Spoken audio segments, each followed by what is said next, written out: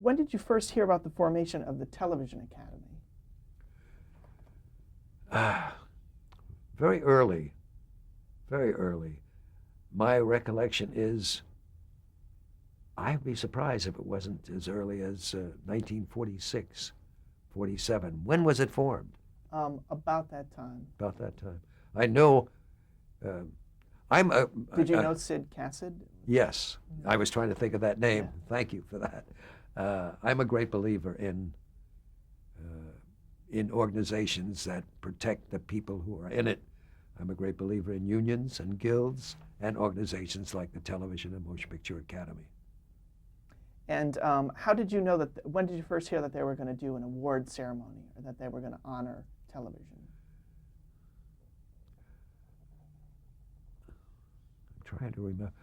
I know that sometime during the course of 1948, possibly while we were in production, after we started production, that is late summer and into the fall of 48, I became aware that there were going to be awards.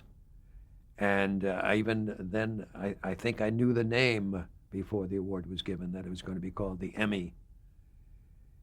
And I was hoping, I remember that Life magazine did a layout on our show. And I can't remember whether it was before we won the Emmy or after. I really don't recall which way that fell. But Well, you must have submitted the show before, because I know that the first show aired about the time of the awards ceremony. So there must have been, you must have had already submitted it. I see. Well, that's something I didn't remember at all. Okay. So the first show started in January of 49? Yes. Now that's something I had no, well, that makes sense to me, but I had no recollection of it.